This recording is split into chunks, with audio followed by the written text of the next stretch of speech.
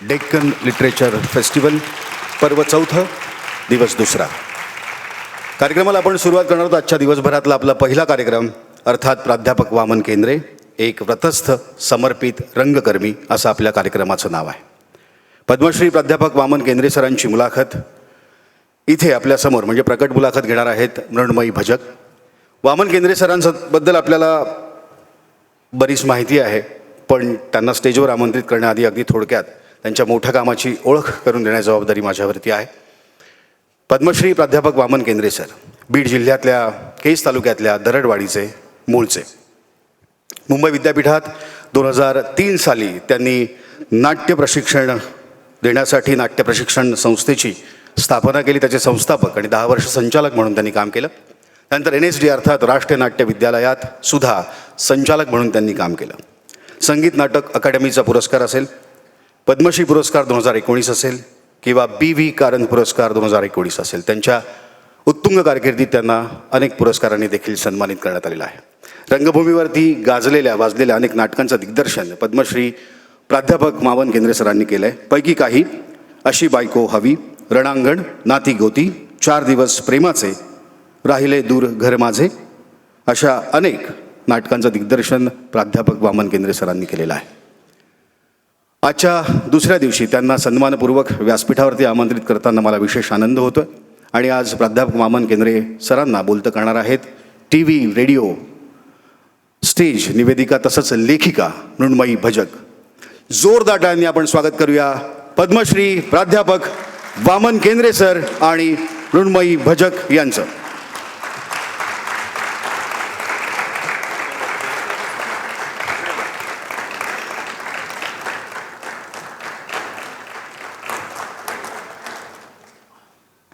आजच्या आपल्या दिवसाच्या पहिल्या पुष्पाचे पाहुणे त्यांना सन्मानित करण्यासाठी मी व्यासपीठावरती आमंत्रित करतो दखनी अदब फाउंडेशनचे डिरेक्टर जयराम कुलकर्णी आणि शाहीर सुरेश कुमार.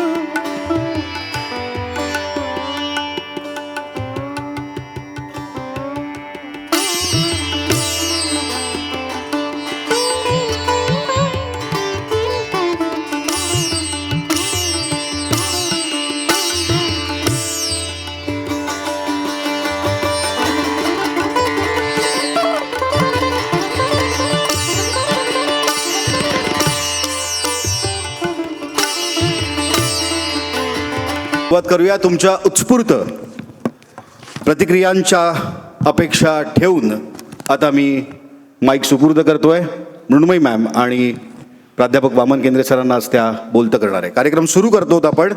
कार्यक्रमाचं नाव आहे प्राध्यापक वामन केंद्रे एक व्रतस्थ समर्पित रंगकर्मी. धन्यवाद.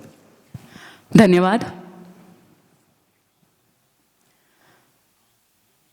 आता त्यांनी ओळख करून दिली, पण माझी आजच्या दिवशी मला नक्की सांगायला आवडेल की मी सरांची विद्यार्थिनी आहे आणि त्या नात्याने देखील आज ह्या कार्यक्रमात सरांना बोलतं करणं ही खरोखरच एक भाग्याची गोष्ट आहे. रविवारची प्रसन्न सकाळ, बालगंधर्व रंगमंदिर, डेक्कन लिटरेचर फेस्टिवल आणि तुमच्यासारखे जाणकार रसिक, मला वाटतं जगण्यातले जे समृद्ध क्षण असतात ते हेच असतात. आज आपण पद्मश्री प्राध्यापक वामन केंद्रे यांचा प्रवास उलगडणार आहोत एक व्रतस्थ आणि समर्पित रंगकर्मी म्हणून. काय होतं की एखादी व्यक्ती अशी असते, काही व्यक्ती अशा असतात की त्यांना त्यांच्या व्यक्तिमत्वाला भरपूर आयाम असतात. आणि जशी ती हत्तीची गोष्ट असते ना, की एक एक अँगल काही जणांना माहिती असतो. तर आज सरांचे आपण सगळे पैलू उलगडणार आहोत, कारण ते एक कलात्मक दिग्दर्शक आहेत, हाडाचे शिक्षक आहेत, उत्तम प्रशासक, काटेकोर आयोजक, सृजनशील लेखक, सभा जिंकणारे वक्ते, संगीत दिग्दर्शक, अशी सरांची फार मोठी ओळख आहे. ती आज आपण त्यांच्या बोलण्यातून हळूहळू उलगडणार आहोत. आणि सगळ्यात महत्त्वाचं म्हणजे सामाजिक जाणीवांनी समृद्ध असा एक संवेदनशील माणूस. सर, आपलं खूप खूप स्वागत या कार्यक्रमामध्ये.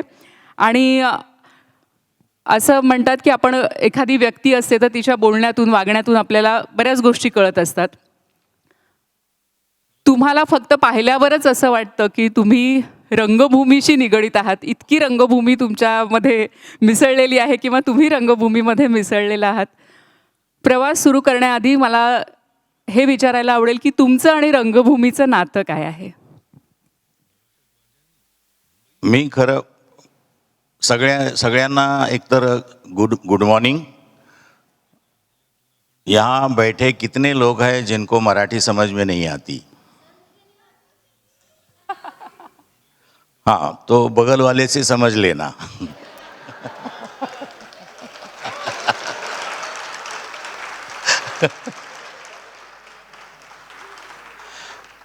नहीं, कोई बात नहीं. मैं मराठी में भी बोलूँगा और आपके लिए हिंदी में भी बोलूँगा. बहुत सारे विद्यार्थी आए हैं यहाँ पर आज, मुझे मालूम है. MIT यूनिवर्सिटी के स्टूडेंट्स हैं, वहाँ जो दूसरा कैंपस है वहाँ के भी है, कोथरूड कैंपस के भी है. तो मैं बीच बीच में हिंदी में बोलूँगा. हाँ, तो बीच बीच में उतना ही मिल सकता है महाराष्ट्र में, पुणे में.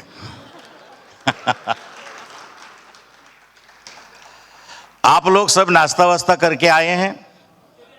नहीं, वो ठीक हो गया तो फिर बातचीत ठीक होगी. वो ठीक नहीं है तो कोई बातचीत में मज़ा नहीं है. आपने पूछा है कि मेरा और नाटक का या रंगभूमि का क्या रिश्ता है. मैं रंगभूमि का बेटा हूँ. वाह. और मुझे लगता है कि रंगभूमि ने मुझे पाला है. रंगभूमी ही माझी माता आहे, वडील आहेत. माझं जे काही आहे ते फक्त रंगभूमी आहे. आणि मला असं वाटतं रंगभूमीशिवाय अस्तित्व नसलेला माणूस जर या देशामध्ये कोण असेल तर तो मी फक्त एक आहे. म्हणजे माझ्यासारखे अनेक माणसं आहेत, पण इतक्या मुंबईसारख्या शहरामध्ये नेशनल स्कूल ऑफ ड्रामा में पढ़ के आने के बाद मुंबई जैसे शहर में इतना टेम्पटेशन होता है, फिल्म कीजिए, टेलीविज़न कीजिए, फलाना कीजिए, ढमका कीजिए, पर मुझे आज तक सीरियसली कभी नहीं लगा कि मुझे नाटक छोड़कर दूसरे किसी माध्यम में जाना चाहिए. 2-4 बार मैंने प्लान करके कोशिश की, पर रंग देवता ऐसी मेरे पीछे पड़ी है कि वो खींच के वापस लाती है. तो इसीलिए मेरा और उसका रिश्ता जो है एक श्वास का रिश्ता है. मेरी ज़िंदगी जिसको कह सकोगे, मैं ज़िंदा हूँ, केवल वो रंगमंच है. तो मेरी श्वास रंगमंच है, मेरी माँ रंगमंच है, मेरे पिता रंगमंच है, सब कुछ रंगमंच है. इससे और कोई बहुत ज़्यादा फार बोलता येणार नाही. नाटक हेच ज्याला म्हणता येईल की तुमचं जगणं असणं ते नाटक आहे. वा. श्वास रंगभूमी तुम्ही म्हणालात. या सगळ्याची म्हणजे तुमच्या प्रवासाची सुरुवात ही एका छोट्या गावामधून झाली. शेतकरी कुटुंबात तुम्ही जन्मलात आणि आजही दरडवाडी हे फार मोठं गाव नाही आहे, 40-50 घरं असलेलं गाव आहे. होय. तर तिकडच्या मातीचे किंवा तुमची जी मुळं आहेत ती अजूनही तिथे घट्ट तुम्ही मुळं रोवून आहात. तर काय दिलं या बीडच्या दरडवाडीच्या मातीनं तुम्हाला? मुझे लगता है कि कोई भी गांव से, देहात से आदमी आता है, माणूस येतो, त्या खेडेगावातून येतो, तेव्हा खरं म्हणजे मला असं वाटतं की त्या गावानं मला एक दिशा दिली. कारण माझे वडील हे शेतकरी, उनकी कई सारी जनरेशन, हमारी खेती ये हमारा व्यवसाय है, जो पारंपरिक व्यवसाय असं म्हणतो आपण त्याला. तर शेती करता करता अचानक मला नाटकाकडे का यावंसं वाटलं किंवा कलाप्रांताकडे का यावंसं वाटलं, त्याचं मूळ माझे वडील शेतकरी होते आणि चुलते कीर्तनकार होते. मेरे चाचा वो कीर्तनकार थे, पिताजी किसान थे. तो उनका और वैसे हमारे 100 के हज़ारों जनरेशन का नाटक से कोई रिश्ता नहीं था, पर मेरे घर में भजन भारूड मेरे पिताजी करते थे और चाचा जी जो है वो कीर्तन करते थे. तो ये घर में ही फोक का संस्कार है, घर में ही लोक कला का संस्कार मुझे मिला. वो कोई व्यावसायिक कलाकार नहीं है, वो अपने मस्ती के लिए कभी एकादशी के दिन भजन गाते हैं, कहीं भंडारा है तो वहाँ जाके भारूड उनको बुलाया करते थे. तो मुझे लगता है कि कहीं ना कहीं वो जीन्स में होता है, आपके डीएनए में होता है आर्ट, और कई बार उसका आता पता आपको सही समय पे लग जाता है तो आप आगे चलकर उस दिशा में पहल करते हैं. तो यही है मेरे गांव का रिश्ता. अभी भी मेरा गांव है, अभी अजूनही मी गावी जातो आणि जो भारूड प्रकार आहे त्याचा राष्ट्रीय महोत्सव मी त्या 40 घरं असलेल्या गावामध्ये भरवतो आणि ते बघायला जवळपास 10 ते 12 हजार माणसं रोज येतात. संध्याकाळी 7 वाजता सुरू होतो, सकाळी 5 वाजता संपतो. म्हणजे दरडवाडीला ट्रॅफिक जाम झाल्याची चित्र लोकांनी टेलिव्हिजनवर दाखवली. सो त्याच्यावरनं असं आहे की वडील गेले आणि त्यांना भारूड आवडत होतं. पिताजी गुजर गए और उनको भारूड बहुत रास आता था. तो हमने कहा कि आदमी गया उसका दुख तो है, लेकिन जो आदमी गया है उनको क्या अच्छा लगता था वो लोगों के सामने करना चाहिए. इसलिए उनकी स्मृति में भारूड महोत्सव हमने शुरू किया. लगातार हम ये 5 या 6 साल कर चुके हैं, लेकिन कोविड की वजह से रुका. फिर 19 को हमने किया, उसके बाद अभी हुआ नहीं है. हो सकता है इस साल दोबारा होगा, जिसमें कम से कम 1000 से 1200 कलाकार आके परफॉर्म करके जाते हैं और उनको हम पुरस्कार भी देते हैं. सो ये मेरा रिश्ता उस गांव से है. गांव मेरी ज़िंदगी से टूटता नहीं है, ना टूटना चाहिए उसको. मैं अपने बेटे को भी बार बार गांव ले जाता हूँ और गांव में अब मेरे से ज़्यादा मेरे बेटे के दोस्त बहुत ज़्यादा है. वा. तुम्ही जेव्हा कॉलेजमध्ये होतात, म्हणजे गाव सोडून तुम्ही पुढे शहरामध्ये कॉलेजमध्ये गेलात आणि तिथे तुमची ओळख ही एक चळवळीतली एक व्यक्ती म्हणून, किंवा अनेक चळवळी आहेत, दलित चळवळी होत्या. आज संविधान दिन आहे, तर दलित चळवळींमध्ये, दलित नाटकांमध्ये तुम्ही काम केलेलं आहे आणि याशिवायही अनेक सामाजिक कामामध्ये तुम्ही काम केलेलं आहे. तर ते सोडून नाटकाकडे यावं हा निर्णय कसा झाला?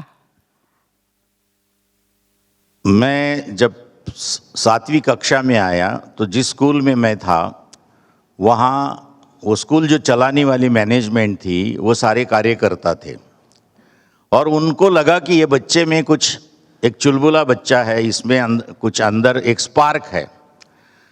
तो मोर्चे निकालते थे, उनके साथ मोर्चे में काम किया. सभा होती थी, पहला 1-2 मिनट का भाषण करने का मौका मुझे मिलता था. मैं इतना सा लड़का था और भाषण करते करते 2-4 तालियां मिल जाती थी. लोक कौतूहल था, लोक कौतुक करत होते आणि असं झालं की हळूहळू मी मोठा कार्यकर्ता झालो त्या परिसरामधला. आणि इमर्जन्सी आली आणि इमर्जन्सीमध्ये ज्या पद्धतीनं एक सगळ्या कलावंतावर सामाजिक कार्यकर्ते असतील, राजकीय कार्यकर्ते असतील, विविध जीवनाच्या क्षेत्रातली जी माणसं होती, जी माणसं ज्याला असं म्हणता येईल की ती माणसं ज्यांना व्हॉइस होता ती सगळी उचलून जेलमध्ये टाकली.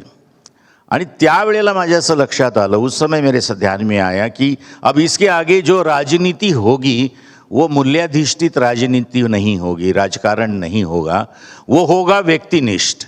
कोई एक व्यक्ति सर्वे सर्वा होगा राजनीति में और उसके सामने हम सबको झुकना पड़ेगा. तो चॉइस था कि उनके सामने झुककर राजनीति में या समाजकारण में रहना है या वो छोड़कर कुछ एक अलग किस्म की रहने की, या क्या कहते हैं उस तरीके से एग्जिस्टेंस कहाँ हम अपने आप को पाते हैं. तो I wanted to be sensitive human being basically. तो इसीलिए त्यामुळं मग संवेदनशील माणूस म्हणून जगायचं की गेंड्याची कातडी पांघरून राजकारणात राहायचं, असे 2 चॉईसेस होते. मी गेंड्याची कातडी नाकारली आणि संवेदनशील माणूस म्हणून जगावं, आणि ते करत असताना नाटकामध्ये मला माझं भविष्य दिसलं. काही नाटकात काम करताना लोकांच्या डोळ्यामध्ये ती चमक दिसायची आणि दुसऱ्या दिवशी असं वाटायचं की ही किमया माझी नाही आहे. काल रात्री जे आम्ही अभिनय केला ती किमया आहे नाटक माध्यमाची. जी ताकद आहे त्या ताकदीची किमया आहे. आणि म्हणून मी BA सेकंड ईयरला असताना ठरवलं की मैं करियर करूँगा तो नाटक में करूँगा, और नाटक में करियर करूँगा तो पूरी शिद्दत से करूँगा, पूरा पढ़ूँगा, लिखूँगा, पूरा प्रोफेशनल बनूँगा, और उसके बाद मैं अपनी प्रैक्टिस शुरू करूँगा. इसीलिए 1 साल अभी डॉक्टर बाबा साहेब अम्बेडकर जो यूनिवर्सिटी हैं औरंगाबाद, अभी संभाजी नगर जिसको हम कहते हैं, तो वहाँ पर मैंने 1 साल का कोर्स किया. वो इसीलिए किया कि मुझे NSD मतलब नेशनल स्कूल ऑफ ड्रामा में प्रवेश चाहिए था. उसकी तैयारी के लिए मैंने 1 साल तैयारी की. तो वाकई ये था कि मेरा सिलेक्शन होगा ही होगा, क्योंकि उतनी तैयारी के बाद भी सिलेक्शन नहीं होता है तो उसका कोई मज़ा नहीं है. तो सौभाग्य से 1 साल डॉक्टर बाबा साहेब अम्बेडकर यूनिवर्सिटी के नाट्यशास्त्र विभाग में, फिर 3 साल नेशनल स्कूल ऑफ ड्रामा में, फिर 3 साल के बाद जब मेरा कोर्स पूरा हुआ तो नेशनल स्कूल ऑफ ड्रामा को लगा कि इसके अंदर और कुछ है, इसको कुछ और मौका देना चाहिए. They created a fellowship for me, और वो फेलोशिप थी केरल में जाके वहाँ के विधि नाटक और लोक नाटक का अभ्यास करने के लिए. और नेशनल स्कूल ऑफ ड्रामा में मुझे 2 साल की फेलोशिप दी, और मैं 2 साल केरल में था. केरल का हर गांव मैंने देखा है, हर कलाकार से मैं मिला हूँ.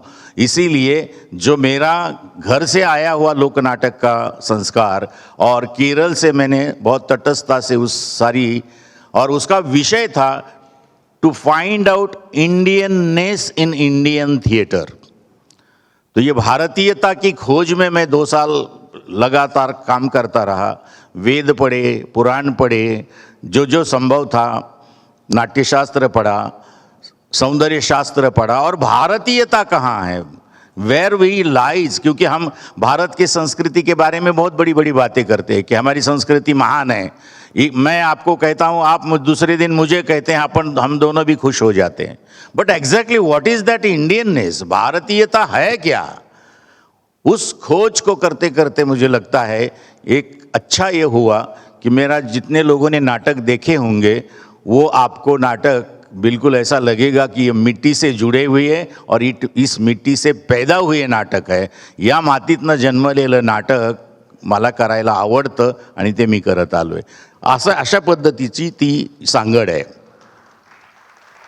नक्कीच तुमच्या सगळ्या नाटकांमध्ये ते कुठेतरी तो जो कनेक्ट आहे तो दिसत असतो. तुम्ही मगाशी म्हणालात की तुम्ही औरंगाबादमध्ये कोर्स केला, त्याच्यानंतर NSDला गेलात.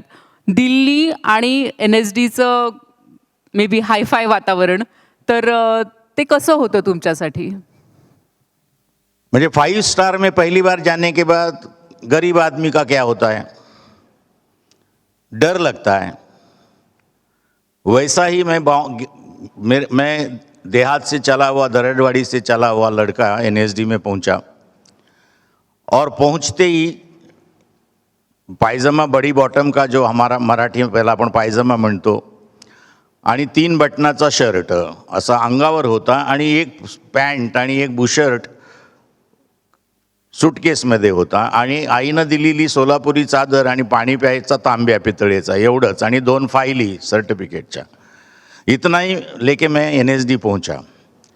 तो सामने से कुछ लोग आ रहे थे. जुलाई का महीना था, दिल्ली में बहुत गर्मी होती है, तो ऐसी शॉर्ट्स पहने हुई 2-3 लड़कियां बाहर निकली, और मेरा रिक्शा उसी समय वहाँ पहुँचा. तो मैं उतर कर पूछा NSD कहाँ है. वो मेरी तरफ देख के हंसी. 2-3 लड़कियां बोली गो देयर. उनके हाथ में 5 के सिगरेट के पैकेट थे, एक सुलगाई हुई सिगरेट थी. वो बहुत फेमस एक्ट्रेसेस है, उनका नाम नहीं बताऊंगा. मैं NSD की बुराई नहीं कर रहा हूँ, मैं माहौल की बात कर रहा हूँ.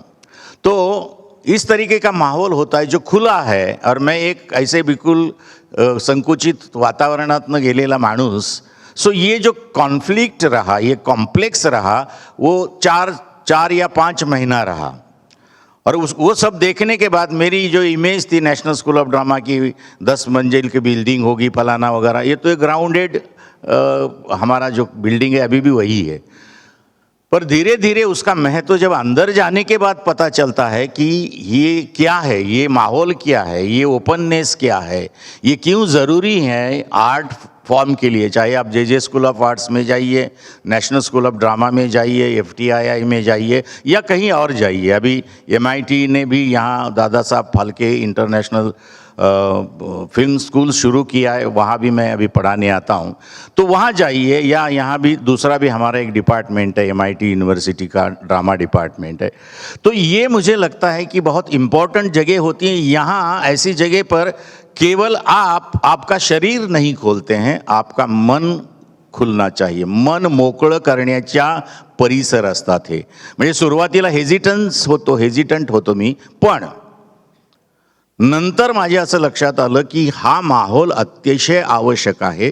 संवेदनशील, सृजनशील, क्रिएटिव्ह माणूस जर निर्माण करायचा असेल तर त्याच्यावर कुठलंही बंधन असू नये, त्याला मुक्तपणे जे करायचं आहे ते करून बघण्याची संधी आणि माहोल देणं या त्या संस्थांचं काम असतं।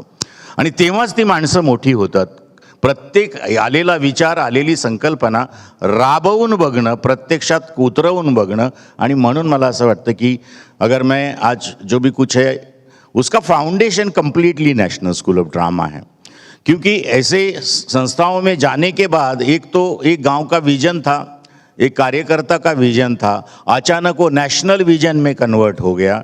क्योंकि आप दिल्ली में रहते हैं तो वैसे भी आप देश के हो जाते हो, और वहाँ से सारा देश आप तटस्थता से देख सकते हो। दुरून आपल्याला तो देश बघता येतो दिल्लीत राहून, राजधानीचं स्वरूप असल्यामुळं।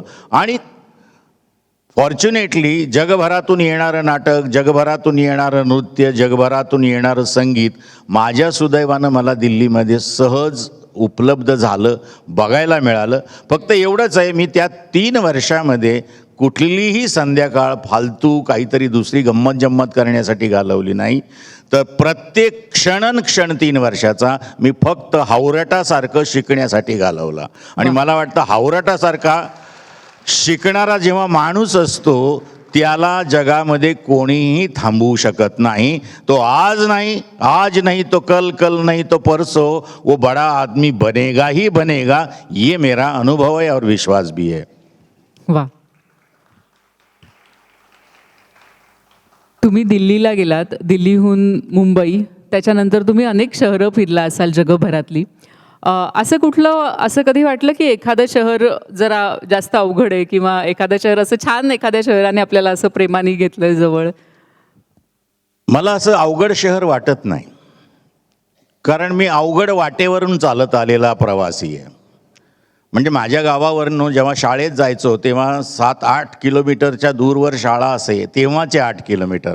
आता 8 किलोमीटर पुण्यातल्या पुण्यात सुद्धा आपल्याला काही वाटत नाही।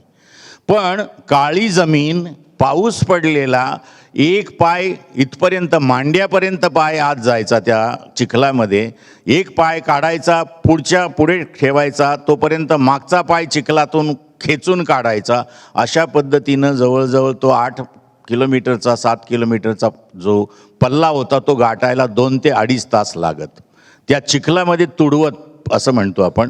तर त्याच्यामुळं हा सगळा जो माहोल आहे त्याची मला सुरुवातीपासून सवय आहे।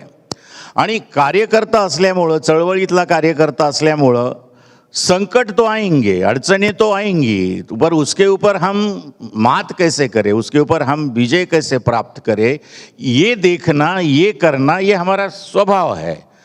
कुठल्याही या संगठनेमध्ये काम करणारी माणसं, अभी यहाँ देखिए मोनिका सिंह जी के साथ जो लोग काम कर रहे हैं, तो वो क्या अड़चने आती नहीं होंगी? अड़चनों का क्या कहते हैं, बहुत ज़्यादा उसको हाइप ना करते हुए उसको सोल्यूशन कैसे ढूंढे, ये कार्यकर्ता का स्वभाव होता है। और वही डायरेक्टर का स्वभाव होता है, वही टीचर का स्वभाव होता है। एक डिफ़िकल्ट स्टूडेंट है और वो ब्लॉक्ड है, उसको समझ में नहीं आता है, उसको ब्लॉकेज तोड़ना पड़ता है। तो तोड़ने के लिए उसको क्या क्या ट्रिक्स इस्तेमाल करेंगे, क्या क्या ग्रामर इस्तेमाल करेंगे, उपयोग में लाएंगे और उसको उस ब्लॉक से हटाकर एक बहुत अच्छा प्रवाही इंसान बनाएंगे, सेंसिटिव इंसान बनाएंगे। तो इसीलिए मुझे हर शहर अच्छा लगता है, पर मुंबई मुझे बहुत ज़्यादा प्यार करती है, पुणे में भी प्यार मिला है मुझे। मेरा हर नाटक, मुझे लगता है नाती गोती के लगभग 50 शो केवल अकेले पुणे में हुए थे। मुझे याद आहे की एक नाटकाचे 50-60 प्रयोग त्या काळामध्ये पुण्यात होणं, it was a big deal. So जहाँ भी जाता हूँ मैं, चाहे न्यूयॉर्क में गया या जापान में टोक्यो में गया, बीजिंग में गया, या जहाँ जहाँ भी, फ्रांस में, मुझे लगता है कि इसमें पेरिस में मैं 5 दिन, I was guest of France government, तो मेरे पास ड्राइवर भी था, गाड़ी भी थी और ट्रांसलेटर भी था। आई वॉज फॉर्चुनेट कि मैंने पेरिस इतनी बार देखा होगा। 5 दिन में सुबह निकलना, पूरा पेरिस घूम के वापस आना, फिर यहाँ थोड़ा देखना, वहाँ थोड़ा। So it depends upon your स्वभाव। आपको लग्जरी एंजॉय करना है या आपको वहाँ की लाइफ को देखना है, समझना है, परखना है, उससे दोस्ती करनी है। कठिनाइयों से जो दोस्ती करता है ना दोस्तों, वो कभी हार नहीं मानता। तो इसीलिए कठिनाइयाँ आनी चाहिए, और ऐसी जब कठिनाइयाँ आती है और उसके ऊपर आप क्या कहते हैं सॉल्यूशन निकालते हो या विजय प्राप्त करते हो, तो ज़िंदगी तो वही है। ज़िंदगी भी अपने आप में एक संघर्ष है, और हर शहर मुझे लगता है कि कुछ ना कुछ आपको पढ़ाता है, सिखाता है, देता है, कुछ विरासत में देता है, और कुछ क्या नहीं करना चाहिए ज़िंदगी में ये भी सिखाता है।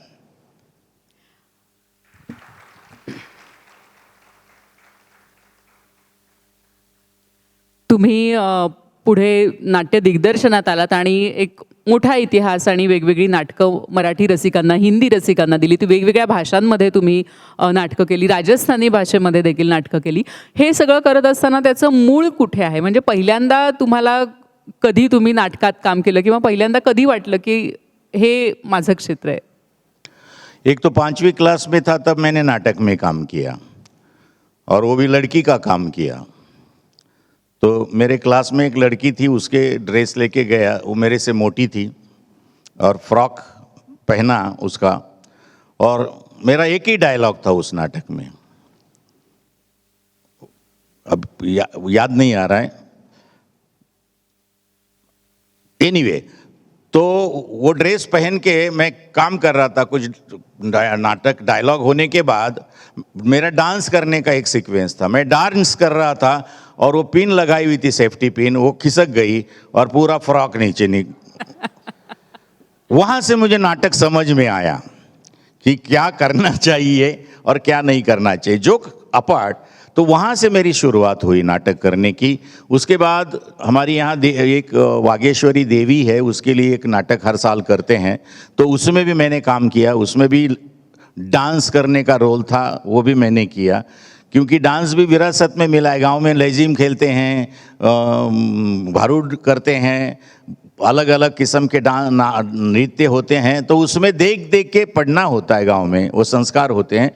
तो वो सब करते करते उस नाटक में मुझे क्या कहते हैं पहला पारितोषिक मिला, और वो मिला था सोप केस, साबुन रखने का केस। म्हणजे साबण ठेवायचा जो बॉक्स होता, त्या बॉक्सनं मला जगाचा बॉक्स दाखवला, कारण ती वस्तू छोटी होती पण ती अशी प्रेरणा देणारी वस्तू होती। अजून एक किस्सा सांगतो।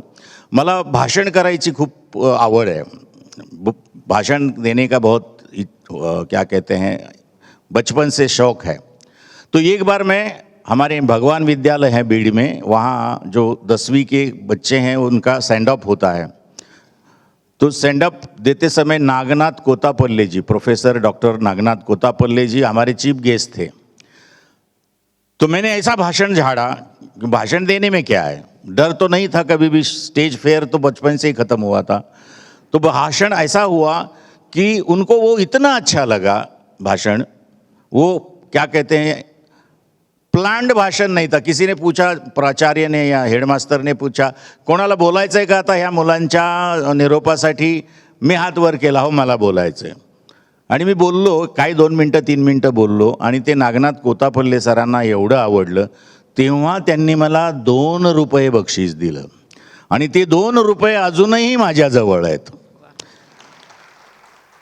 कारण अशी इंस्पिरेशन माणसाला बनवत असतात. ऐसे इंस्पिरेशन इंसान को बनाता है और खासकर कलाकार को जब अप्रिसिएशन मिलता है तो लगता है कि मेरा कंफर्ट जोन शायद इस मीडियम में होगा और फिर आप उसको ढूंढते रहते हो, टटोलते रहते हो. ती वस्तू नसते तर ती एक प्रेरणा असते आणि ती अनेक वर्ष पुढे चालू राहते. सर, हम लोग देखते हैं कि कोई भी कलाकार हो तो ऐसा होता है कि काफ़ी बार हम 100 प्रोग्राम्स करते हैं, 500 प्रोग्राम्स करते हैं और फिर ऐसे लगता है कि अरे इसमें से कुछ प्रोग्राम्स ही क्लिक हुए या तो सही मायने में हम लोगों तक पहुँचे हैं. लेकिन आपने ॲज अ डिरेक्टर काम सुरू किया और झुलवा हे नाटक तुमचं पहिलं नाटक, पण ते पहिलंच नाटक असं होतं की ते पूर्ण महाराष्ट्रापर्यंत पोहोचलं आणि काहीतरी एक झंझावात आला, देशापर्यंत पोहोचलं. देशापर्यंत पोहोचलं. तर का, म्हणजे झुलवाच का? हाँ, अब ये बहुत अच्छा सवाल है कि मैं ऐसे कंटेंट क्यों चुनता हूँ. झुलवा है, जाने मन है. मैं 3 भाषा में काम करता हूँ. Fortunately I am comfortable with all 3 languages. English में भी काम किया है मैंने. तमाशा, विच्छा माझी पुरी करा, ये नाटक मराठी का बहुत फेमस है, तमाशा शैली का. उसको मैंने हिंदी में भी खेला एज सैया भय कोतवाल. और एक दिन मुझे अचानक लगा, पुल देशपांडे मेरे बॉस थे, डॉक्टर अशोक रानडे भी मेरे बॉस थे, गुरु भी थे. तो मुझे लगा कि मराठी माणसांना मराठी बोलण्याचं फार आवड आहे. अपन हळूहळू सगळे हम सब यूरोपियन होना चाहते थे, हम सब ब्रिटिश होना चाहते हैं. उनके हर मराठी ऑडियंस के क्या पढ़ने वाले के घर में टाइम्स ऑफ इंडिया आता है, लोकसत्ता, महाराष्ट्र टाइम, सकाळ, लोकमत, हे सगळे जे पेपर आहेत ते कमी घेणारा एक समाज आहे. आणि ह्या 35 वर्षापूर्वीचं सांगतोय मी. आणि माझ्या असं लक्षात आलं की यांना मराठी संस्कृती जर नीट सांगायची असेल तर त्यांना ज्या भाषेचं आकर्षण आहे त्या भाषेमध्ये सांगूया, दाखवूया. आणि म्हणून सैयाबाई म्हणजे विच्छा माझी पुरी करा ये नाटक मैंने इंग्लिश में किया, अंग्रेजी में. तमाशा in English, tempt me not उसका नाम था, टाइटल. और एनसीपीए ने ये नाटक प्रोड्यूस किया था. उसमें लावणी लावणी जैसी थी, गण गण जैसा था, कटाव कटाव जैसे थे, कॉस्ट्यूम बिल्कुल नौवारी साड़ियाँ पहन के इतने बड़े बड़े घुंघरू बांध कर जो क्या कहते हैं कलावंतियाँ थी वो नाचती थी. कॉस्ट्यूम मराठी थे, भाषा केवल भाषा अंग्रेजी थी. End it was a big cultural shock कि हमारा इतना बड़ा इम्पोर्टेंट क्या कहते हैं तमाशा जैसा फोक फॉर्म है और वो अंग्रेजी में आया है. तो इतनी भीड़ हो गई, 100 शो हाउसफुल हो गए. और भीड़ करने वाले नॉन मराठी भी तो थे, पर ज़्यादा ये जो टाइम्स ऑफ इंडिया कल्चर वाले, I am not criticising Times of India, I am saying कि जो अंग्रेजी भाषा का आकर्षण है उन लोगों के गले तमाशा उतारने का मकसद था, वो पूरी तरीके से सक्सेसफुल हुआ. और टाइम्स ऑफ इंडिया जैसा पेपर ने उसमें 7 आर्टिकल लिखे उस एक्सपेरिमेंट पे, एंड दैट वाज the appreciation received from all over India. Wow. Sir, बहुत सी बार ऐसे होता है कि कोई भी कलाकार कुछ एक पेशकश करता है तो थोड़ा सा टाइप कास्टिंग हो जाता है की एका प्रकारचे रोल केले की कलाकाराला मग त्याच साधारण प्रकारचे रोल्स करायला मिळतात किंवा करतो. आणि पण तुम्ही पहिलं नाटक झुलवा केलं, त्याच्यानंतर नातीगोतीसारखं नाटक की जे खरोखर अक्षरशः हृदयाला भिडणारं नाटक, 4 दिवस प्रेमाचे सारखं हलकं पुलकं नाटक आणि रणांगणसारखं एक भव्य दिव्य नाटक, अशी खूप वेगवेगळ्या प्रकारची नाटकं तुम्ही केलीत. आणि आजपर्यंत गजबतीची अदासारखं नाटक की एक वेगळा विषय आणि अनेक म्हणजे हल्ली आपण बघतो की खूप कमी कलाकार असतात, तर एक मोठा क्रू घेऊन तुम्ही हे नाटक करताय. तर काय सांगाल तुम्ही, ह्या सगळे वेगवेगळे जे कॉन्सेप्ट्स आहेत तर ते कसे निवडता? नहीं, मैंने कंटेंट की बात कर रहा था. मी कंटेंट विषयी बोलत होतो की मी झुलवा असेल, एक झुंज वाऱ्याशी, त्यानंतर नातीगोती, दुसरा सामना, राहिले दूर घर माझे, 4 दिवस प्रेमाचे, ती फुलराणी, रणांगण, ये नाटक मैंने मराठी में किए. 3 पैसे तमाशा, काला वजीर पांडरा राजा, उसी समय मैंने गधे की बारात, लड़ी नजरिया, जाने मन, उसके बाद मोहे पिया और गजब तेरी यादा और लागी लगन, ये ऐसे नाटक, और इसमें हो सकता है और भी ज़्यादा है, जो हिंदी में किए। और अंग्रेजी में एक एक्सपेरिमेंट मैंने किया, वो था एक ही नाटक भास का, म्हणजे महाकवी भास यांचं एक नाटक मध्यम व्यायोग नावाचं, वो उसमें भीम हिडम्बा और घटोत्कच की कहानी है। ये 2,500 साल पहले लिखा हुआ नाटक है। तो मैं एकेडमी ऑफ थिएटर आर्ट्स में एज अ प्रोफेसर ज्वाइन हुआ, डायरेक्टर ज्वाइन हुआ। मुझे लगा कि हमें ऐसे नाटक से इस एकेडमी की शुरुआत करनी चाहिए कि दुनिया हमारी तरफ देखे, और उसके लिए वो नाटक किया जैसे भास जी ने लिखा था वैसे किया। वो नाटक 11 पेजेस का नाटक है, उसमें से 5 पेजेस मैंने एडिट कर दिए, रह गए 6। अब 6 पन्ने का नाटक कितनी देर चल सकता है? 15 मिनट, 20 मिनट से ज़्यादा। लेकिन वो नाट्यशास्त्र के ऊपर रिसर्च करके किया हुआ नाटक है। उस ज़माने में नाट्य, संस्कृत नाटक किस तरीके से होते होंगे, ऐसा एक रिसर्च करके वो नाटक किया, और उसका परफॉर्मेंस लेंथ था 95 मिनट्स, और वो स्पेल बाउंड था। मतलब ऐसा नहीं है कि पाणी घालून आपण काय म्हणूया आमटी वाढवतो, तसा प्रकार नव्हता। तर ती शैली होती। भीमाचं आणि घटोत्कचाचं युद्ध होतं, ते 15 मिनिटाचं युद्ध, 2 माणसं युद्ध करतायत। मला वाटतं इथेही कुठंतरी प्रयोग झाल्याचं मला आठवतं। दुसरं सांगितलं की नंतर ते नाटक मला असं दिसलं की हे नाटक मला वेगळ्या पद्धतीनं करायची एक आतून उर्मी आली, आणि म्हणून 3 जुलाई 2011, 3 जुलाई 2011 को वही नाटक मैंने 3 भाषा में एक ही दिन, एक ही थिएटर में, एक ही टीम के साथ और शुभारंभ के प्रयोग, opening shows at NCPA theatre में किए, and that has created world record. उस नाटक का 2 बजे शो NCPA के थिएटर में हुआ, वो था मराठी। 4:30 बजे जो शो था वो था हिंदी, मोहे पिया, मराठी में उसका नाम था प्रिया बावरी। और 7 बजे वही नाटक हमने परफॉर्म किया अंग्रेजी में, सेम प्ले। उसका नाटक नाम था ओ माय लव, और उसका शुभारंभ करने के लिए नसरुद्दीन शाह खुद आए थे और उन्होंने उसका उद्घाटन किया। ये करने के लिए, अलग अलग किस्म से नाटक करने के लिए मुझे लगता है कि बहुत इंटरेस्टिंग चीज़ है। मैंने हमारे सीनियर जो काम कर रहे थे, हबीब तनवीर साहब, बीवी कारंजी, कावालम नारायण पनीकर, जब्बार पटेल, विजया मेहता, ये सारे जो लोग काम कर रहे थे, तो मुझे पता चला कि रतन थियाम, बंसी कौल, MK रैना, ये सारे लोग अपनी अपनी शैली को पकड़कर काम कर रहे थे।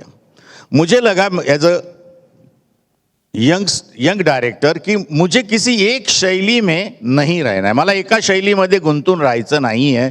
मला नाटकातल्या जेवढी रूपं, जेवढ्या पद्धतीनं नाटक मला करता येईल ते करून बघायचं होतं। आणि म्हणून जेव्हा झुलवा झाला, आणि झुलवा ये नाटक बहुत महाराष्ट्र में तो बहुत चर्चित रहा, पर पूरे देश में चर्चित रहा। दिल्ली में निकलते समय मैंने ये तय किया था, मैं पहला ही नाटक ऐसे करूंगा कि पूरा देश हिला दूंगा। और वो नाटक कंटेंट ढूंढने के लिए मैंने 3 साल अपने, क्या कहते हैं, जिंदगी के दांव पे लगाए। मैंने 300-400 उपन्यास पढ़े, मैंने इतनी कहानियां सुनी, इतने लोगों से मिला, लेकिन मुझे जो कंटेंट चाहिए था वो मिल नहीं रहा था। अंत में नटरंग ही कादम्बरी, नटरंग ये उपन्यास मेरे सामने आया यादव जी का। मैंने वो पढ़ा और मुझे लगा कि ये मेरे करीब का विषय है, मैं शायद इसको न्याय दे पाऊंगा। उसी बीच में हमारे एक मित्र है विनोद पवार, तो उसने कहा कि ये मेरे पास झुलवा उपन्यास है। झुलवा ही कादंबरी उत्तम बंडू तुपे, जे पुण्याचे रहिवासी आहेत, त्यांनी लिहिलेली कादंबरी आहे। ती कादंबरी वाचल्यानंतर मी म्हटलं संपलं, I got my first content of my play and I must direct this. और वो नाटक हमने केवल 22 दिन में किया। ये पता नहीं था कि वो इतना, क्या कहते, बड़ा होगा, इतना राष्ट्रीय होगा। और वो नाटक करने के बाद पूरे देश को पता चला कि एक नया डायरेक्टर आया और उसका नाम वामन केंद्रे है। तो 3 साल मेहनत करने के बाद,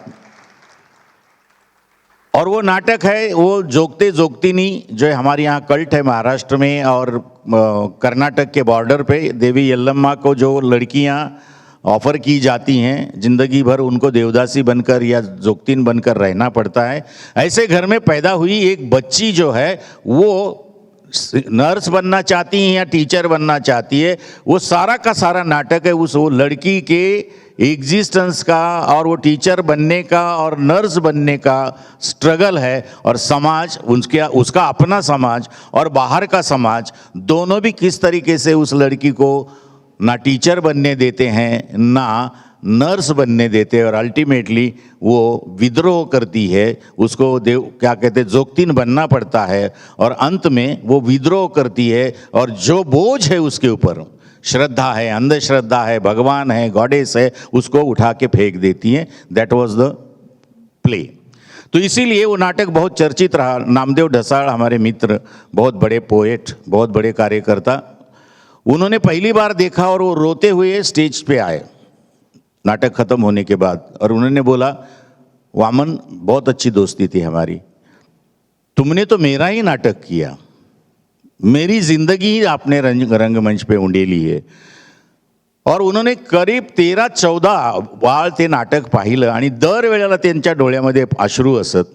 आणि त्यांचं म्हणणं आहे, हे माझं नाही आहे, आणि हे टेलिव्हिजनवर त्यांनी म्हटलंय जुलवाच्या नाट्यावलोकनामध्ये, दलित चळवळींनी जिथपर्यंत मजल मारली त्याच्यापेक्षा 2 पावलं हे नाटकांनी आम्हाला पुढे नेलं। सो जो सामाजिक सरोकार होता है नाटक का वो बहुत इम्पोर्टेंट है। हमें लगता है कि हम एंटरटेन हो गए, हंसाया, गुदगुदाया और नाटक खत्म हो गया। मेरे लिए वो नाटक नाटक नहीं है। मनोरंजन केवल हंसाना नहीं, मनोरंजन मतलब कोई भी 9 रस में से कोई ना कोई एक रस या बहु रस आपके मन में पैदा करना ऑडियंस का, वो मनोरंजन है। और जो नाटक हम जाते समय थिएटर के सीढ़ियों पर छोड़ के जाते हैं, मेरे लिए वो नाटक नहीं है। मेरी नाटक की परिभाषा या मेरी नाटक की सोच जो है वो ऐसे है कि वो नाटक आपको देखने के बाद आपके जिंदगी भर जो पीछा नहीं छोड़ता, आपके स्मृति में आपने कितनी बार भी उसको घिस घिस के इरेज करने की कोशिश की, उसके बाद भी वो इरेज नहीं होता, वो नाटक, वो सिनेमा, वो किताब मेरे लिए इम्पोर्टेंट है। तो इसीलिए भव्यता, मतलब मैं वारकरी समाज से आता हूँ, वारकरी मेरे घर में परंपरा है, आषाढ़ी कार्तिकी दोनों बार पंढरपुर आळंदी आने वाले मेरी दादी है, चाचा है, पिताजी थे, और अभी भी कोई भाई जाता है। मला भव्यतेचं जे संस्कार झाला तो या वारकऱ्यांच्या परंपरेतून। मी बीडला नेकनूर नावाचं गाव आहे जिथे बंकट स्वामी महाराजांचा मठ आहे, आणि त्या मठाच्या बाजूला 5वी ते 7वी एक रूम किरायानं करून शिकत होतो, राहत होतो। आणि शेगावची पालखी यायची दरवर्षी पंढरपूरला जाताना, एक मुकाम उनका उस पालखी का वहाँ होता है, उसमें कम से कम 4-5 हज़ार लोग आते हैं। अभी भी वो परंपरा निरंतर बरकरार है। सो वो देखने के बाद मुझे लगता था कि माय गॉड, ये इतना बड़ा हाथी हैं, घोड़े हैं, ट्रक्स हैं, इंसान हैं, लोगों के सर पे ये तुलसी की पौधे हैं, और भजन कीर्तन गाते गाते गाते गाते लोग पैदल पंढरपूर तक जाते हैं। और पंढरपूरचं रिंगण जे होतं आपलं, ते बघितल्यानंतर कळतं की ती भव्यता काय असते। एका श्रद्धेची किंवा एखाद्या देवाच्या आकर्षणानं, आणि जो देव कुठल्याही अर्थानं एक असा खुला देव ज्याला म्हणता येईल, सेक्युलर गॉड असं ज्याला म्हणता येईल, असं विठ्ठल, आणि त्यांची ही सगळी बघितल्यानंतर मला ती भव्यता दिसते। गांव जतरा, जब हमारे यहाँ मेले लगते हैं गांव में, और खासकर अप्रैल में हार्वेस्टिंग के बाद रबीचं पीक आल्यानंतर ते बघितल्यानंतर वो समझ में आता था, लाख 2-2 लाख 3-3 लाख लोग वहाँ उस यात्रा में, मेले में जाते हैं। और तमाशा कनात कनातीचा तमाशामध्ये एकाच जत्रेमध्ये 4-4, 5-5 तमाशाचे तंबू लागलेले आहे आणि त्या तंबूमध्ये कोणाच्या तमाशाला बघायला 25,000 लोक आहेत, कोणाकडे 30,000 आहेत, कोणाकडे 15,000 आहे, कोणाकडे 10,000 आहेत. अशा पद्धतीची भव्यता बघितल्यानंतर मला हमेशा नेहमी असं माझे सगळेच मित्र विचारतात, हे तुला भव्यतेचं काय हे वेड आहे का? हो, मला भव्यतेचं वेड आहे. कारण माझ्या संस्कारात भव्यता आहे. फक्त ती काही लोकांना कळते आणि काही लोकांना कळत नाही. माझ्या सुदैवानं ती मला लवकर कळली आणि म्हणून मग मोठे मोठे, जसं रणांगणचं उदाहरण घेतलं, रणांगण ये पानीपत के 3rd वॉर पे बेस्ड नाटक है और पानीपत उपन्यास से, ये विश्वास पाटिल जी की उपन्यास है, उसके ऊपर आधारित है. वो इतना भव्य दिव्य नाटक हो गया कि उसको first 70 mm play of Marathi stage ऐसा कहा गया. और फॉर्चुनेटली देखिए नसीब कैसा होता है कि भानु अथैया, ये मराठी लेडी थी जिसको पहला जो ऑस्कर मिला है भारतीय आदमी को, वो भानु अथैया को गांधी सिनेमा के कॉस्ट्यूम डिजाइनिंग के लिए मिला है. ये समझने में भी हमें 25 साल लगे. फॉर्च्युनेटली भानुताई, हम भानुताई बोलते म्हणत असे मी त्यांना, त्यांनी रणांगणचे कॉस्ट्यूम डिझाईन केले. ज्यांनी रणांगण बघितलं असेल उनको समझ में आएगा कि कॉस्ट्यूम डिज़ाइन क्या कमाल करता है, सिनेमा में हो, नाटक में हो या और कलाओं में हो. दूसरा, मग कुसुमाग्रज तात्यासाहेब गाणी लिहिणार होते. विवा शिरवाडकर जी एक गीत लिखने वाले थे. 3 बार 4 बार जाके हमने नासिक में उनके साथ इंटरैक्शन किया, पर उनकी तबीयत ठीक नहीं हुई, नासाज हुई और उसके बाद वो नहीं लिख पाए. एक गाना उन्होंने लिखा है, वो भेजा हुआ था, पर उन्होंने कहा कि इस्तेमाल मत करो, आप किसी और से गाने लिखवा लो. तो मंगेश पाडगावकरांनी त्याची गाणी लिहिली. सो एक से बेहतर एक लोग उस नाटक से जुड़े और एक भव्य दिव्य अनुभव देने वाला. और मराठे क्यों हारते हैं, मतलब हम जो पानीपत को पानीपत पानीपत कुछ भी बोलते हैं हम मराठी में, तो क्या हो गया, कैसे रिजल्ट कैसा है, पानीपत हो गया मेरा, मतलब खत्म हो गया. एक डेरोगेटिव टर्म थी. इस नाटक ने Panipat was not a defeat, but Panipat was a victory of Marathas. ये सोच तक ये नाटक आपको ले गया. और मुझे लगता है कि वो पानीपत एक खराब शब्द था हमारे सारी साइकोलॉजी में, हमारी सारी क्या इकोसिस्टम में, मराठी और महाराष्ट्रियन के, उसको हमेशा के लिए हद्दपार करने में कुछ रोल उस नाटक ने अदा किया है. नाटकातून तुम्ही जसं म्हणालात की एक विचार घेऊन घरी जायला पाहिजे किंवा नाटक से सोच बदलनी चाहिए, वो नाटक है, वो कलाकृती है. तुम्ही म्हणालात की भव्यतेचं वेड आहे आणि म्हणूनच कुठेतरी एक छोटं बीज होतं तर त्याचा आज वटवृक्ष झालेला आहे. सर, हे सगळं करता करता तुम्ही म्हणालात की वर्ल्ड रेकॉर्ड तुम्ही केलं आहे आणि फक्त एकच नाही आहे तर अनेक वर्ल्ड रेकॉर्ड्स सरांचे आहेत. वर्ल्ड रेकॉर्ड जेव्हा आपण म्हणतो तेव्हा व्यावसायिक मराठी ज्या स्पर्धा असतात, व्यावसायिक राज्यनाट्य स्पर्धा, तर आपण हल्ली बघतो की फिल्मफेअर अवॉर्ड्स वगैरे असतात, मग 1, 2, 3. तर त्यामध्ये उत्तम दिग्दर्शनासाठी 1, 2 आणि 3 हे तिन्ही जे अवॉर्ड्स होते त्याचे दिग्दर्शक होते प्रोफेसर वामन केंद्रे सर. थँक्यू. काय सांगाल तो अनुभव? महाराष्ट्र में एक हौशी राज्य नाट्य स्पर्धा चलती है और उसमें 300-400 ग्रुप हिस्सा लेते हैं. महाराष्ट्र सरकार को लगा कि जो व्यावसायिक नाटक करने वाले लोग हैं उनके लिए भी ऐसी स्पर्धा शुरू करनी चाहिए और उन्होंने शुरू कर दी. तो जो व्यावसायिक नाटक करने वाली मंडलियां हैं वो उसमें हिस्सा लेती थी. तो एक साल ऐसा हुआ कि वो फर्स्ट राउंड में 40, 50, 60, 70, 80, 100 नाटक होते हैं और उसके बाद चुनकर वो 10 नाटक फाइनल के लिए सेलेक्ट करते हैं. और फाइनल में जो 10 नाटकों के शो दिखाने के बाद दर्शकों के सामने फिर वो रिजल्ट लगता है. तो 1989 फॉर्चुनेटली उसी साल मैंने नाती गोती डायरेक्ट किया था. एक झुंज वार्याशी पु ल देशपांडे जी ने खासकर नाटक लिखा था. और एक नाटक था सतीश आलेकर जी ने लिखा हुआ दूसरा सामना. व्यावसायिक नाट्य स्पर्धेमध्ये तेव्हाचे सगळे दिग्गज डिरेक्टर्स, रायटर्स सगळे त्या स्पर्धेमध्ये होते. फाइनलचा त्या रिजल्ट जेव्हा लागला, जो फाइनल का रिजल्ट लगा, तो 3 नाटकों को, पहला बेस्ट प्ले नाती गोती, सेकंड बेस्ट प्ले एक झुंज वाऱ्याशी, थर्ड बेस्ट प्ले दुसरा सामना, एकाच डिरेक्टरची 3ही नाटकं राज्य नाट्य व्यावसायिक स्पर्धेत पहिलं, दुसरं आणि तिसरी आली.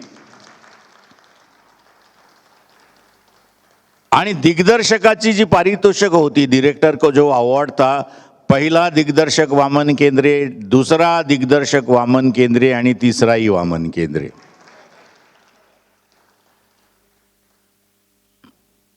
तो ये एक, और ऐसा जब कुछ होता है आपके इर्द गिर्द, मग तेव्हा असं वाटतं काहीतरी जीव ओवाळून टाकला पाहिजे, असं काहीतरी नाटकामध्ये केलं पाहिजे की लोकांनी तुम्हाला आठवणीत ठेवलं पाहिजे, तुमची नाटकं आठवणीत ठेवली पाहिजेत. मी नाटकं फार जास्त केली नाही, मैंने बहुत ज़्यादा नाटक नहीं किए, पर जो भी किए पूरी ईमानदारी से किए, पूरा रिसर्च करके किए और समय लेके किए. मुझे कोई जल्दबाजी नहीं, 15 दिन में नाटक करो, 20 दिन में, 2 महीने में. रणांगण की रिहर्सल मुझे मालूम है सुबह 9 बजे से रात को 11 बजे तक चलती थी, 4 महीने लगातार. और सारे के सारे ॲक्टर हमने जो चुने थे, नॉन ॲक्टर हमें नहीं चाहिए, आम्हाला नाव असलेला किंवा जुना चेहरा घ्यायचा नाही. सगळेच्या सगळे जे कलाकार होते ते नवीन होते, फ्रेश होते आणि ते आज सगळे सुपरस्टार आहेत मराठी रंगभूमीवर, मराठी सिनेमात आणि मराठी सिरियलमध्ये. बॅटरी माईकची गेली आहे फक्त, पण इथे छान अजून चार्ज होती आहे, ह्याचा आनंद आहे. सरांना वर्ल्ड रेकॉर्ड्स करायला खूप आवडतात, अर्थात कुणालाही आवडेल, पण तो संकल्पपासून सिद्धीपर्यंत नेणं ही खूप मोठी गोष्ट आहे. आणि प्रत्येक वेळी कदाचित असंही असेल की वर्ल्ड रेकॉर्ड करायचं ठरवून असं नाही, पण उत्तम काम केलं आणि त्या उत्तमाचं नक्कीच पुढे खूप चांगली फळं मिळाली. सर, असं आणखी एक रेकॉर्ड आहे NSDमध्ये.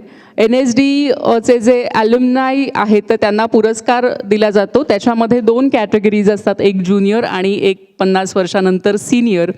तर ज्युनियर कॅटेगरीमध्ये आणि सिनियर कॅटेगरीमध्ये ह्या दोन्ही कॅटेगरीजमध्ये पुरस्कार मिळालेले आजपर्यंत तुम्ही एकमेव आहात. आणि ही खरंच NSDच्या सगळ्यांसाठी आणि आम्हा विद्यार्थ्यांसाठी देखील खूप अभिमानाची गोष्ट आहे. नेशनल स्कूल ऑफ ड्रामा जैसे संगीत नाटक अकादमी पुरस्कार देती हैं, तो संगीत नाटक अकादमी पुरस्कार देती है तो एक 7-8 पूरे देश के लिए होते हैं. तो NSD national school of drama की सोसाइटी को लगा कि हमारे एल्यूमिनाई जो इतना बड़ा कंट्रीब्यूशन कर रहे हैं पूरे थिएटर में, उस प्रोपोर्शन में हमारे एल्यूमिनाई को कम अवार्ड्स मिलते हैं वहाँ. तो उन्होंने खुद अपना अवार्ड शुरू किया और that was only for national school of drama alumnis. तो 50 साल से पहले नीचे वाला जो उसको युवा पुरस्कार है, जो मनोहर सिंह बहुत बड़े एक्टर थे, उनके नाम से उनके स्मृति में शुरू किया. और दूसरा सीनियर मतलब 50 साल के ऊपर जिसने आउटस्टैंडिंग कंट्रीब्यूशन किया है, ये दोनों पुरस्कार outstanding contribution in Indian theatre के लिए. तो उनका वो पुरस्कार BV कारन जी के नाम पे स्मृति में दिया जाता है. जो पहले साल 2004 में शुरू हुआ, तो पहले ही साल जो युवा रंगकर्मी का पुरस्कार है था, मनोहर सिंह स्मृति पुरस्कार, वो प्रोफेसर वामन केंद्रे को मिला. और सीनियर इसमें वही पुरस्कार रतन थियाम जी को मिला था. और अभी 2017-18 में 19 पुरस्कार 19 को मिला. तो 2018 में वो BV कारन जी का पुरस्कार जो था, तब मैं सीनियर हो गया, 50 साल से बड़ा हो गया. वैसे उम्र से 50 साल है, अभी मैं 21 साल का हूँ. तो वो पुरस्कार अभी BV कारन जी के नाम का पुरस्कार भी, ये नेशनल पुरस्कार है, वो भी नेशनल स्कूल ऑफ ड्रामा ने मुझे दिया. और एक अच्छी बात है कि एक नेशनल स्कूल ऑफ ड्रामा का विद्यार्थी जो दरडवाड़ी गांव से चला था, वहाँ से पढ़ के आया और फिर जाके नेशनल स्कूल ऑफ ड्रामा के ही डायरेक्टर के पद पर सम्मानपूर्वक उनको बुलाया गया. ये एक मेरे ज़िंदगी का बहुत इम्पोर्टेंट पहलू है. और ये पुरस्कार, दोनों भी पुरस्कार पाने वाला हमारे एल्यूमिनाई में से मैं पहला एल्यूमिनाई हूँ. दोन्ही पुरस्कार मिळवलेला पहिला एक स्टुडंट कोण असेल तर तो वामन केंद्रे. हे स्वतःची तारीफ करण्यासाठी नसतं. कमिटमेंट, पॅशन, डेडिकेशन न जेव्हा आपण काम करतो, जिद्दीनं काम करतो, सगळ्या अडचणीच्या विरोधात उभा राहून संघर्ष करून आपल्या उत्तम नाटकाच्या काय म्हणूया त्या अनुभवापर्यंत लोकांना घेऊन जातो, असे पुरस्कार ही त्याची पावती असते. तुमच्या पॅशनची पावती असते, तुमच्या डेडिकेशनची पावती असते. आणि आपने जो पूरा शिद्दत से काम किया है, पूरे ईमानदारी से काम किया है और आउट ऑफ द बॉक्स सोचकर काम किया है, अलग अलग किस्म के काम किया है, इसका वो सम्मान है. इसीलिए मेरा उसमें कुछ नहीं है. जो भी किया है वो काम का उसको कह सकते हैं की सम्मान है. नक्कीच कुठेतरी आपण उत्तमाचा ध्यास जे म्हणतो तर तो तुम्ही देत असता आणि विद्यार्थ्यांनाही तुम्ही तशा पद्धतीने घडवत असता. आजपर्यंत सर हजारो विद्यार्थी तुमच्या हाताखालून गेले असतील. हो, मराठी नाटकामध्ये, सिनेमामध्ये, सिरियलमध्ये 70 ते 75% लोक आपल्याकडे शिकलेले आहेत. ते फक्त मी नावं घेत नाही, कारण त्यांनी नाव आपलं घ्यायला पाहिजे. हा माझा विद्यार्थी आहे असं म्हणण्याचा माझा स्वभाव नाही. विद्यार्थ्यांनी म्हटलं पाहिजे हा माझा गुरु आहे. कारण आपल्या विद्यार्थ्यांवर एक पद्धतीचा दबाव ठेवून तुम्ही माझे विद्यार्थी आहात असं म्हणणं मला मान्य नाही. ते बरं नाही. त्यांना वाटलं पाहिजे की हे माझे गुरु आहेत आणि यांच्याकडून मी शिकलो आहे. त्यांनी तुमचा प्रसार आणि प्रसार केला पाहिजे. एक झुलवाची गोष्ट आठवली. झुलवा जेव्हा सत्यदेव दुबेजींनी पाहिलं, पंडित सत्यदेव दुबेजींनी, त्यांनी आमच्या मित्रांना असं म्हणालं की ये नाटक तो बहुत गजब का किया है इस लड़के ने, पर इसको जितना कुछ डायरेक्शन में आता था वो सारा का सारा इस नाटक में उंडेल दिया है. म्हणजे सगळंच्या सगळं दिग्दर्शनाचं जे काही येत होतं ते सगळंच्या सगळं आता या नाटकात टाकलं. अब इसका आगे क्या होगा, ये आगे क्या करेगा. उनको ये डर लगा कि अब ये बच्चे का क्या होगा. तो ये मेरे पास जब रिएक्शन आया दुबे जी का तो मैंने उसको सर आंखों पे लिया, बहुत सम्मानपूर्वक उसको लिया मैंने. और मैंने कसम खाई कि जिस शैली में, जिस विषय पे मैंने नाटक किया है, दोबारा अपने आप को उस शैली में कभी भी रहूँगा नहीं. और आगे करने वाले नाटक में जो पुराने नाटकों में मैंने जो भी कुछ ग्रामर यूज़ किया है वो अगले इसमें उपयोग में नहीं लाऊंगा. तो इसीलिए झुलवा जैसा नाटक मेरा अगला आएगा ऐसी मराठी इंडस्ट्री इंतज़ार कर रही थी. और मैंने ॲब्सोल्युटली कॉन्ट्रास्ट नाटक एकच उंजवारे अशी पु ल देशपांड्यांनी 7 वर्षानंतर झुलवा पाहिलं आणि मला म्हणाले मला तुझ्यासाठी नाटक लिहायचं आहे. आणि हा मला वाटतं एक प्रचंड मोठा सन्मान आहे की जे महाराष्ट्राचं दैवत, लाडकं व्यक्तिमत्व, आणि माझ्यासाठी तर ते माझे गुरु आणि बॉस दोन्ही होते. तर त्यांनी म्हणणं, फक्त ते म्हणाले की आता माझं वय झाल्यामुळं मला कथा जुळवता येत नाहीत, तू कुठली तरी कादंबरी कुठलं तरी आम्हाला आणून दे, मी तुला ते नाटक लिहून देईन.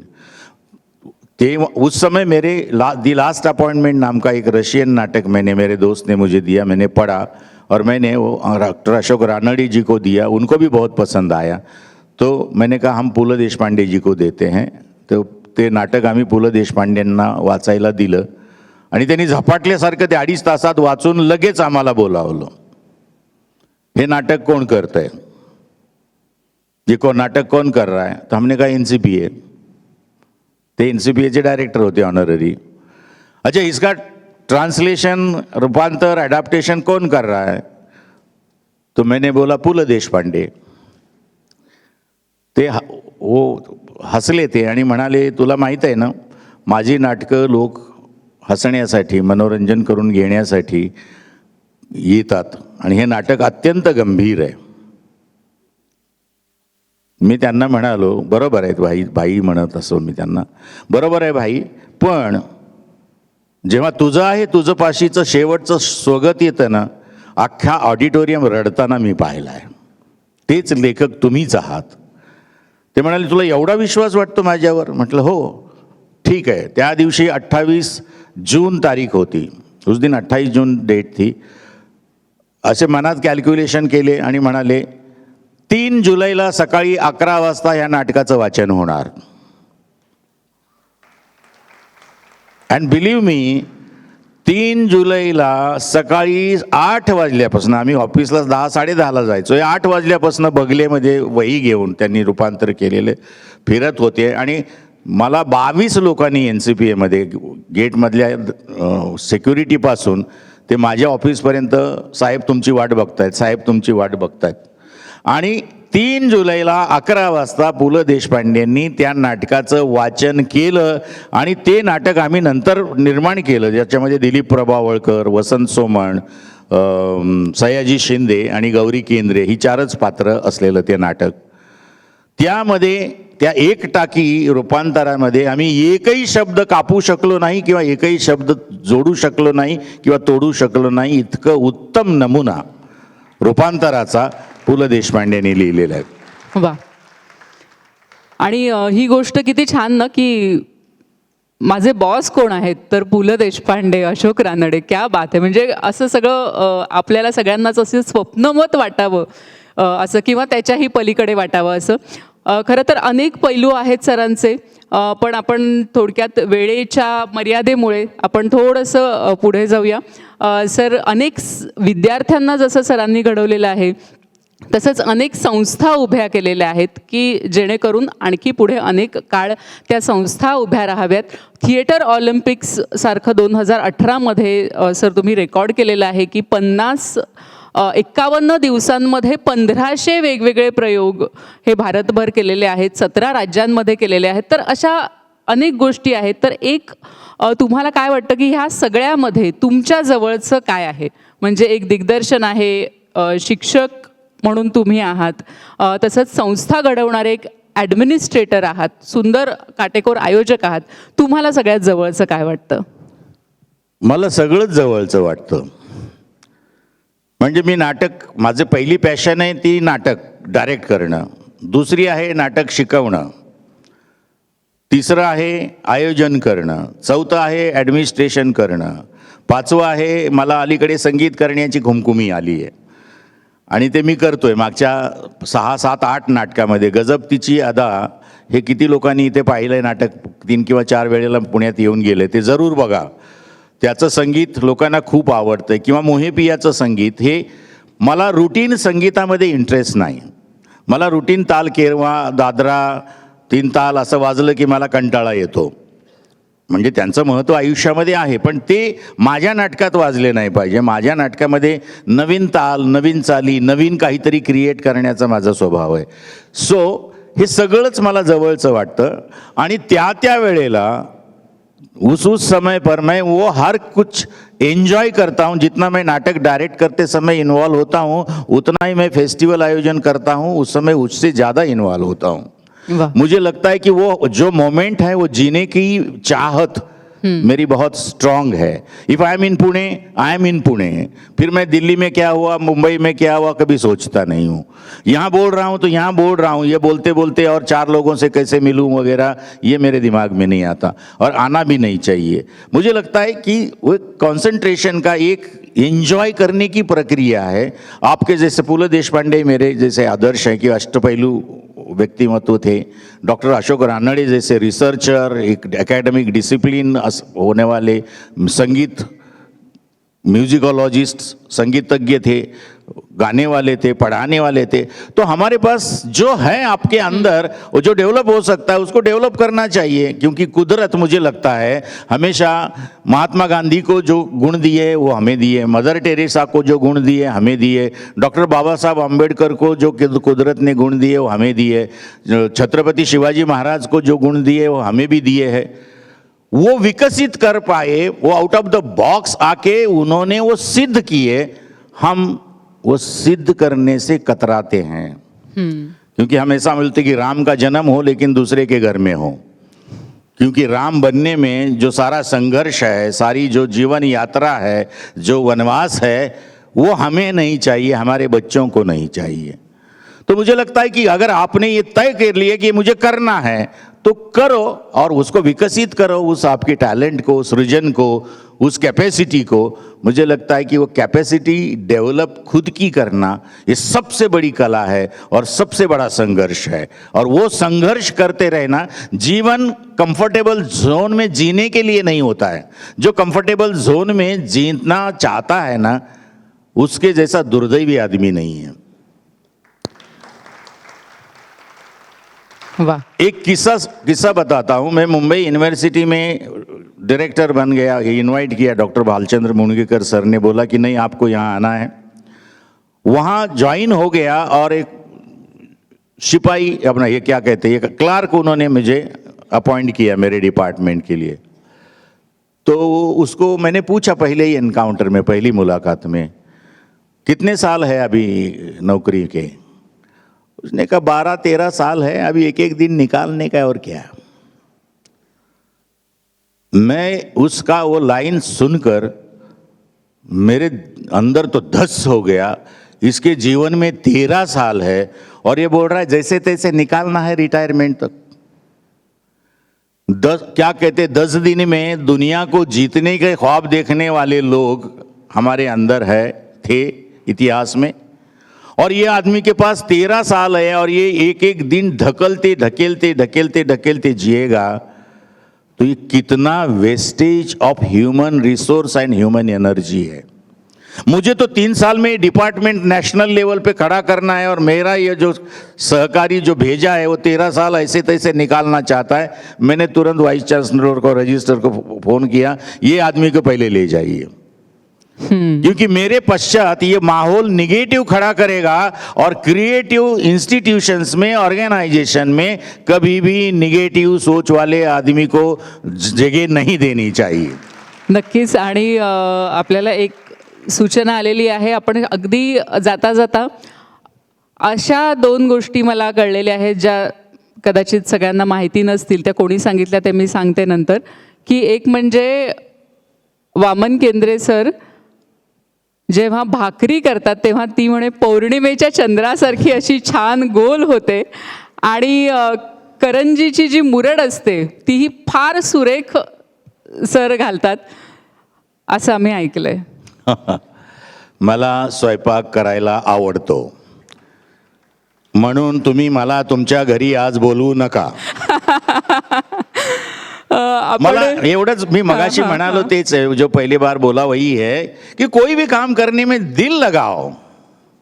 जहां दिल लगता है ना वहां अच्छी चीजें होती रहेगी। हमारा प्रॉब्लम है हम दिल नहीं लगाते, तटस्थ बैठ के, किनारे पे बैठ के मच्छियों का खेल देखते हैं। एक बार मच्छी बनकर तैर के देखो ना, क्या मस्ती है जिंदगी की। वाह वाह वाह। आणि आता खरोखरच मला असं वाटतं की आजच्या ज्या मुलाखतीची सांगत आहे, खरं तर आणखीही खूप बोलण्यासारखं आहे। खरोखरच 1 तास ही कमीच वेळ आहे सरांची गप्पा मारण्याची, तर ती सांगता एका छान गाण्याने व्हावी। कारण आम्हाला असंही, अर्थात मी मगाशी जे सांगितलं ते गौरी केंद्रे मॅडमनी सांगितलं होतं, त्यांनी असंही सांगितलं की तुम्ही खूप चांगले डान्सर आहात आणि आम्हाला नाचायला नाही सांगत आहे मी, आम्हाला गाणं ऐकायला आवडेल आणि तुम्ही नाचेन पण त्याला तिकीट लागेल। जो मैंने कहा कि जो विरासत में, एक्चुअली मैं कोई सिंगर नहीं हूँ, पर एक आराध्याची गाणं आहे, जस्ट 2 ओळी गुणगुणतो। तुळजापूरच्या वाट ग नारळाची पेठ ग, तुळजापूरच्या वाट ग नारळाची पेठ ग, नारळ घेताना करू नका कालवा ग, माझ्या आंबाला पदरानी पालवा ग। टाळी वाजवा। तुळजापूरच्या वाट ग नारळाची पेठ ग, तुळजापूरच्या तुम्ही पण म्हणा माझ्या बरोबर, तुळजापूरच्या वाट ग नारळाची पेठ ग, नारळाची, नारळ घेताना करू नका कालवा ग, माझ्या आंबेला पदरानी पालवा ग, करू नका। जोर से। तुळजापूरच्या वाट ग कुंकवाची पेठ ग, तुळजापूरच्या वाट ग कुंकवाची पेठ ग, तुळजापूरच्या वाट ग कुंकवाची बेट ग, कुंकू घेताना करू नका कालवा ग, माझ्या आंबेला पदरानी पालवा ग. कुंकू घेताना करू नका.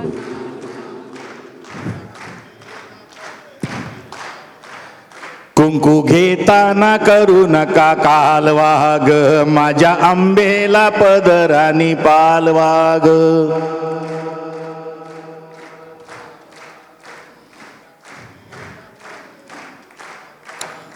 याच्या पुढच्या वेळेला शिकवीन. वा वा वा वा वा. या मुलाखतीची सांगता करताना नक्कीच एक फक्त 4 ओळींनी करीन, कारण अजून खूप उरलेलं आहे. तर आम्ही आशा करतो की आणखी परत या मुलाखतीचा पार्ट 2 करण्याची देखील संधी मिळावी. या कार्यक्रमाचे सर्व आयोजक मोनिका मॅम, वैरागकर सर, या सगळ्यांचे मी पुन्हा एकदा आभार मानते.